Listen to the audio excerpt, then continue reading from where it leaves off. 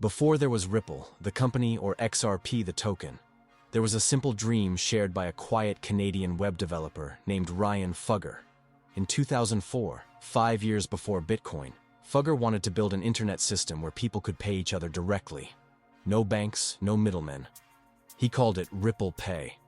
The idea was a network of trust, not profit.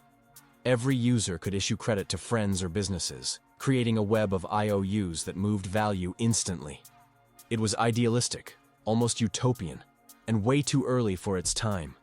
PayPal was still young, smartphones didn't exist. The world wasn't ready for decentralized money. But Fugger planted a seed. Then came 2008. The global financial crash ripped away the illusion that traditional finance was safe. Banks that were too big to fail failed anyway. Governments printed billions to bail them out. Ordinary people lost savings, homes, jobs. And out of that chaos, an anonymous coder called Satoshi Nakamoto released Bitcoin, a currency with no central authority and a promise to never be inflated away. Bitcoin became a movement, but not everyone agreed on how to improve it. Enter Jed McCaleb. Jed was one of those restless internet pioneers who couldn't stop creating things. In the early 2000s, he'd built eDonkey 2000, a peer-to-peer file-sharing network so popular it attracted both millions of users and lawsuits from the music industry. Jed learned two things from that chapter. Decentralization works, and governments hate it when it does. After eDonkey folded, he drifted toward crypto's early message boards. By 2010, he launched Mt. Gox, short for Magic the Gathering Online Exchange. It was originally built to trade fantasy game cards, but Jed repurposed it for Bitcoin. Within a year, it handled over 70% of the world's BTC volume. He sold the site before its infamous hack, but the experience left him obsessed with how money actually moves across the internet. By 2011, Jed was asking a new question. Could you create a digital currency that didn't need mining at all? Bitcoin's proof of work was slow, wasteful, and expensive. Jed imagined something different, a system where trusted nodes validated transactions through agreement, not computation. To turn that vision into code, he teamed up with two brilliant engineers, David Schwartz and Arthur Brito. Schwartz had worked on distributed security systems for the NSA.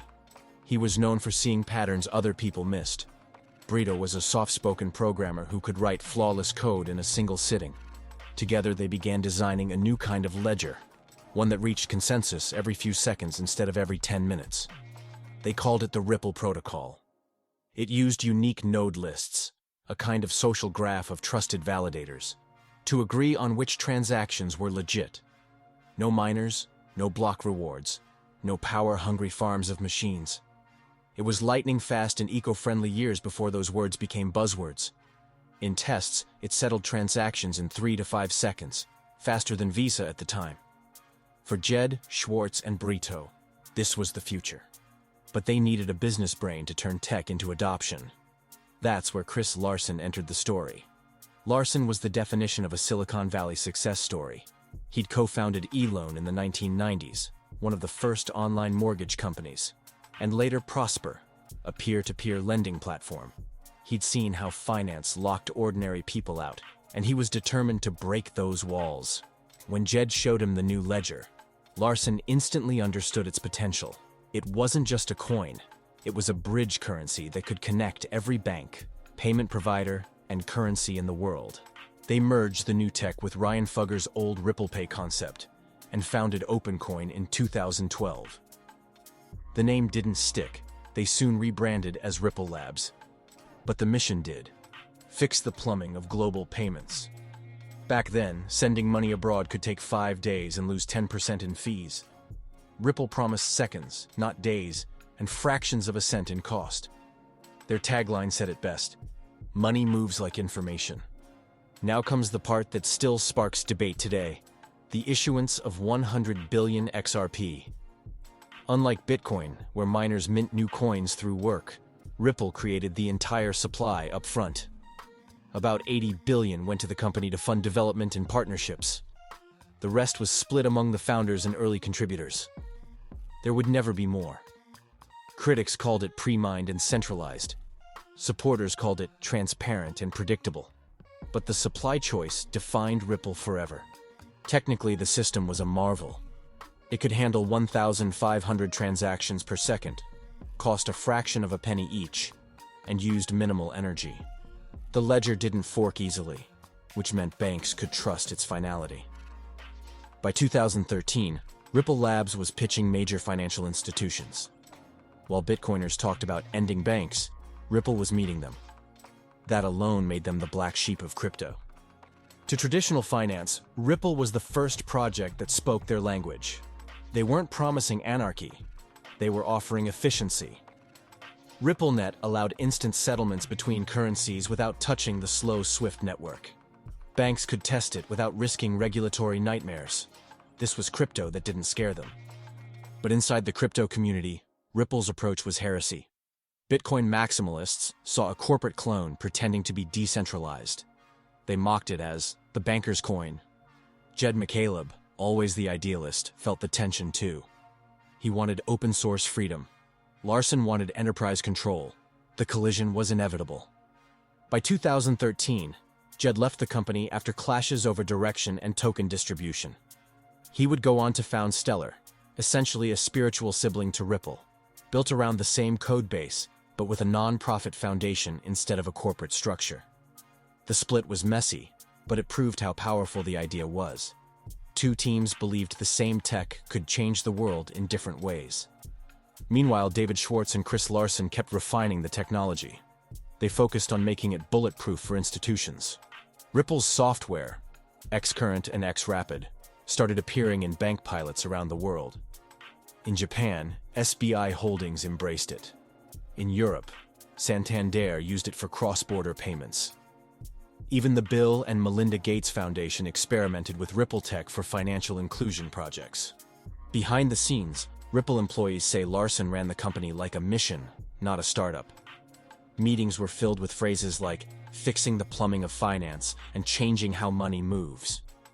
He wanted to replace the old Nostro Vostro banking system with something as instant as email. To Larson, that was the legacy he wanted to leave. The crypto market didn't fully grasp Ripple's vision yet. To most investors, XRP was just another token to trade. They saw the price go from fractions of a cent to pennies to tens of cents, then back down again. But inside Ripple, the focus was adoption, not speculation. They signed bank after bank, building RippleNet quietly, while the rest of crypto chased ICOs and NFTs. By 2015, Ripple Labs had grown from a handful of coders in San Francisco to over 100 employees worldwide. The company had investors, a real board of directors, and a clear roadmap. They were no longer an experiment. They were a financial technology company with a cryptographic backbone. Yet the tension between innovation and regulation never went away. Even back then, lawyers were warning Ripple that issuing tokens might be seen as selling securities. Ripple believed XRP was a utility asset, a tool for liquidity, not a share of the company. They were partly right and partly ahead of their time. Regulators didn't know what to make of crypto yet. There was no framework, no precedent, and no clear line between currencies and investments.